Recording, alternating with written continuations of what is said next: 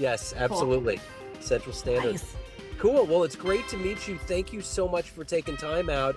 And I'm looking forward to digging into your life as a international bestseller, a CEO, all of these things that are who you are.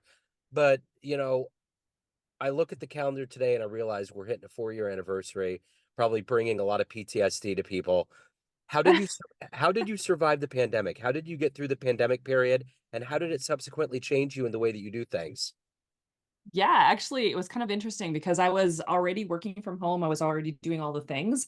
It impacted us very little other than having all of the children home and adding on like their workloads to like hunt them down. Like, are you doing your assignments? Are you doing your things?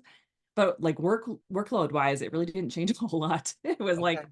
business as usual. And for us, we looked at things very differently. Like even though we kind of looked at the scientific evidence, we were getting vaccinated at the time, all of the things, we also weren't like really psychologically broken to the point where like, oh my God, we'll never see people ever again. You're like, we're like, you know what? If I got to go to the store, I got to go to the store. Like Yeah. we're going to wear a mask. It'll be fine. Like no one was going to die, like, Yeah. so yeah, that was pretty much kind of our process for it. Yeah, no, I get it. I got to a point during that time where I just couldn't listen to the news.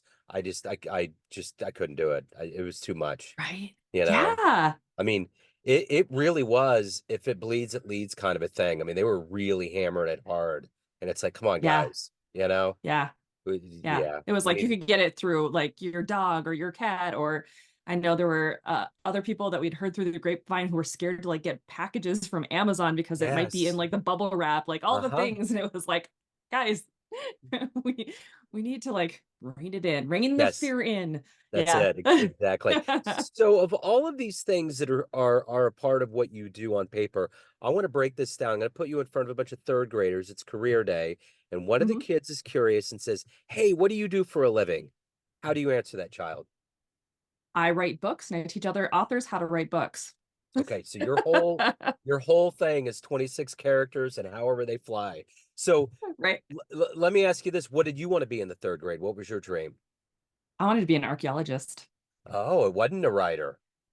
No, Okay. not even close. I was as far away from writing as you could possibly be because I had an aunt who was a writer and I wanted to be nothing like her ever. Okay. But I was also a book lover. I loved books. And so my first job was in a bookstore. My second job was in a bookstore. My third job was in a publisher. Like I tap danced around the whole thing. I became a graphic designer, like all the things. Worked for printers. And it wasn't until my best friend was like, you know what, you really like to kind of write. Maybe you should try that. And I was Yeah. like, maybe you're right. I'll give it a whirl and see what happens. And haven't looked back since. So what was the first book for you growing up, or a book that you come back to that really made a profound impact on you? Oh, for sure, it was The Secret Garden.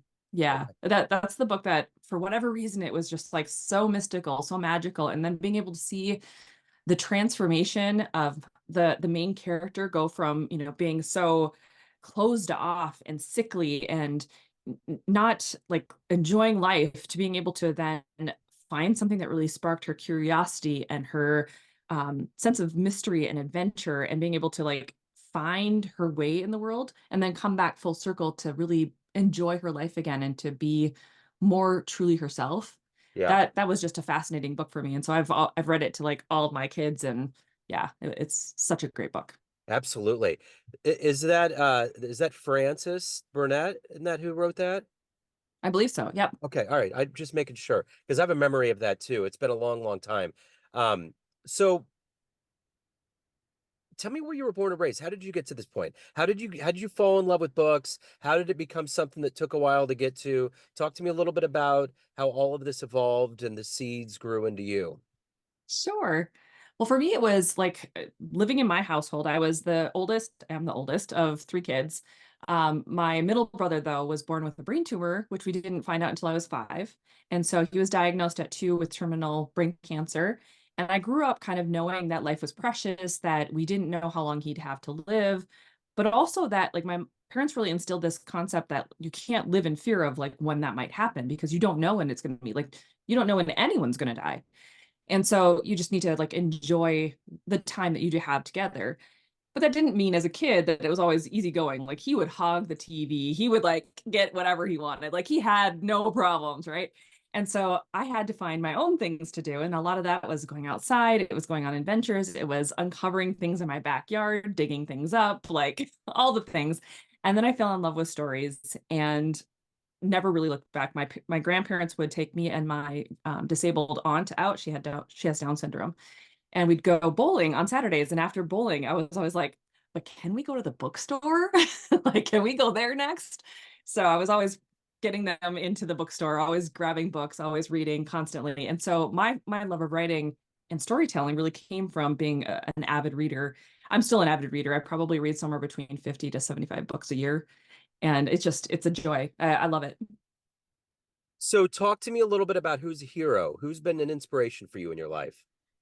Oh gosh, so many. Okay, so the one controversial hero I'm going to give you is Joss Whedon. Like man, as a human being, he's very disappointing. But kind of like J.K. Rowling, right? As a human being, a little bit disappointing, but their storytelling is so spot on. Joss Whedon was probably the first writer who I was like, I want to write like that guy. Like his sense of irony is just spot on, and like the way that he likes to write his characters and the storytelling and how it unfolds and the way that you can take light characters to their dark aspects and their dark characters to their light aspects. It was so cool. Like that he was definitely one of my first like favorite writers, like favorite hero writers. He did have a bit of a fall though, and I'm disappointed in that, but it is Yeah. what it is. Other heroes, geez, I don't know. I love like the stories of Buddha. Like I love the stories of Gandhi. I'm a thinker and I like to think about like how our thoughts become things and how our perceptions change our reality. And so I'm always digging into things along those lines. Like that's when I'm not reading something that's in my genre or I'm not trying to learn something for my career, I gravitate toward the philosophical. So if you can meet one person alive on the planet right now that you find fascinating, who would that be? Oh, one person. I would say probably Megan Quinn right now. She's super fascinating to me. She is a rom-com author and she's been publishing since 2016. I've just started transitioning into rom-com myself, and I've been reading across the spectrum different authors in the rom-com genre space. And her books, for whatever reason, are the ones that I keep coming back to. And she's written a lot of books, a lot of Yeah. books. And I'd love to have her on my podcast as well. Like it's something that I probably should reach out to her and say, hey, guess what? I'd love Yeah. that.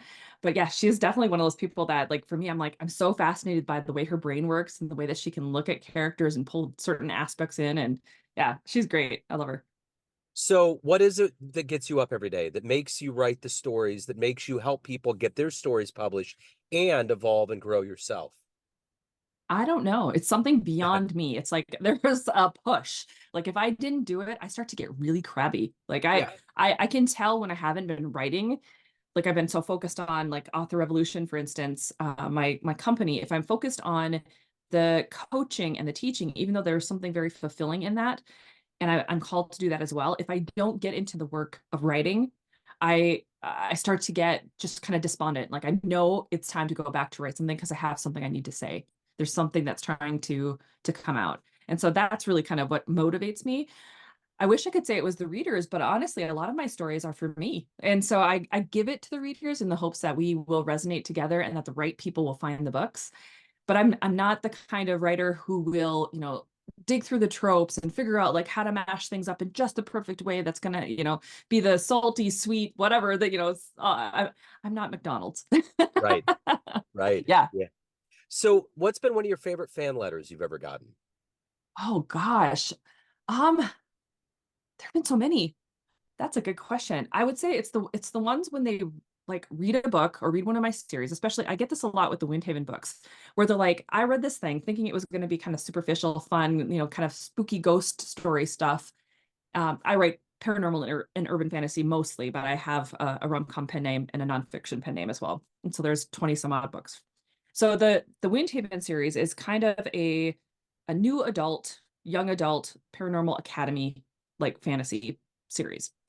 And it starts out with a girl that's, she's, stereotypical. She doesn't realize that she has powers quite yet. She's been kept in secret of it. A little bit like Harry Potter, but much older.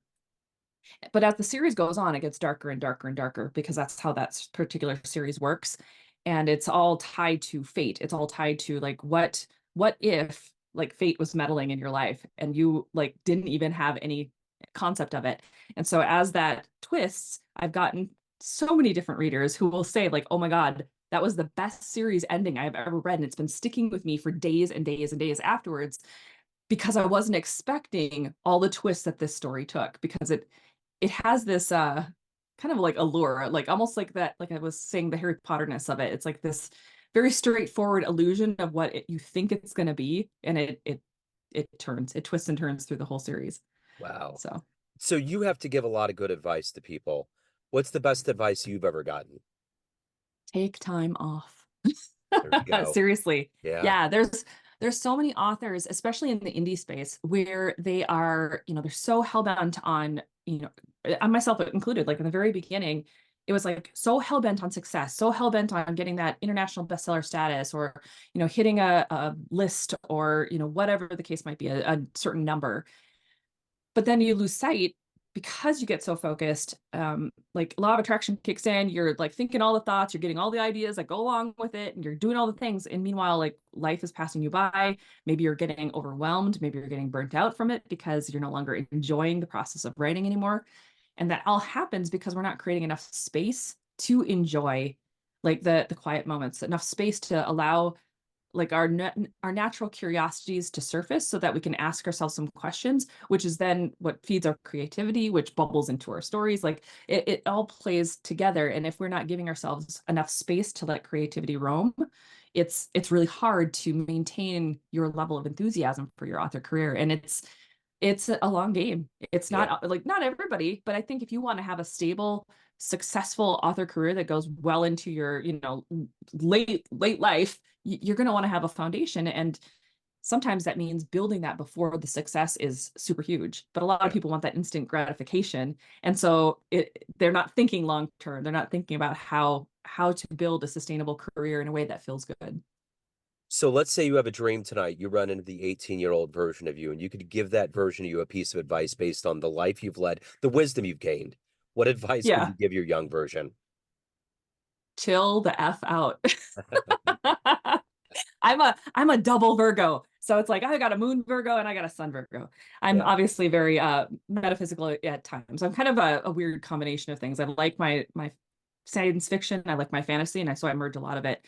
I do that with my teaching too. But for me, it's like I have driven goals. And when I have the goals set, I am like a dog with a bone. I will keep going until I get it or acquire it. But sometimes that does require taking a step back and allowing like what's actually happening here. What are the lessons I'm trying to learn in this situation? What is the universe trying to teach me? Because sometimes you get the same lesson over and over and you're like, okay, I gave up. What is it that you want me to know? Like Yeah. Yeah. yeah. So the 18-year-old self, it's like just chill out. Yeah. It's all gonna work out. Absolutely. Yeah. So of all of the things that you've done and become and evolved into, what are you the proudest of? Oh man. I think I think it's teaching authors that they can build a career based off of what they desire. Like it doesn't have to be how I create my career. It doesn't have to be how the 20 Books Vegas group or the 20 Books group has to do it. It doesn't have to do with anyone else who's creating a career and how they're managing it. It's all down to you and what feels good to you. And so if you sit down and think about what you want, you get to have it. It's just you have to figure out the right steps in order to get it. And that's probably the most fulfilling because I have so many students where I've taught them basically those types of concepts, and they're like, but no one gave me permission to just figure it out for myself and like to have the opportunity to be curious about, will this work for my career or will this work for my career? So many people think, oh, I have to do social media nonstop in order to be seen. But do you though? Like question Right. the premise, is that the only way to make this work? So it's probably the most, even though I love writing and it's that creativity part of it, the most impactful is seeing other authors like up level, to see them kind of go from feeling despondent themselves or feeling like their author career is letting them down to now shifting their beliefs and what they get to have and how they get to make it work, and then seeing it happen, like seeing it unfold as they start to develop their own style. It's really cool. Yeah, for sure. So everyone out there has a perception of you. Family, friends, fans, colleagues. but you run the show. What's your perception of you? Who do you think you are? Oh, that's a good question. Huh. I think I am probably a lot more spiritual than most people realize. Even though I talk about metaphysics a lot, I talk about it on my podcast, I talk about it in my classes. I'm a bigger reader than people realize. So when they realize how many books I read a year, they're like, really? How do you Huh. find time? Um, I like my space in my days. And so for me, it's also about intentionally building those space moments so that I am not, because it's so easy to fill your time. And so people think I do a lot, but really what I do is I concentrate my energy onto specific things. And so it looks as though I'm doing a ton of things, but to me it feels comfortable, it feels natural. I consider myself definitely driven and creative, but I like that I am this weird balance between science and like I wouldn't call it fantasy, but kind of like woo, I guess science and woo. I'm like this weird combination. And so it comes through in my books, it comes through in my courses, it comes through in the way that I speak to authors and everything. Like I love AI and I also love to meditate and I love to talk about manifestation. So it's like this weird combination of things Yeah. and it's just fun. Yeah, the sun and the moon. So if anyone wants to get Yeah. your books, your course, they want to hire you, anything about your world, where do they go? Sure. So they can find me and my books over at carissaandrews.com. It does include all of my books. So urban fantasy, paranormal fantasy, rom-com, and nonfiction are all located on carissaandrews.com, even though my pen names are slightly different. And if they want to check out any of the courses or what I do for Author Revolution, it's just authorrevolution.org. Okay, excellent. Carissa, this has been wonderful. Thank you so much for your time, for your story. Keep spreading the light out there. Thank you. Thank you so much for having me. Absolutely, my pleasure.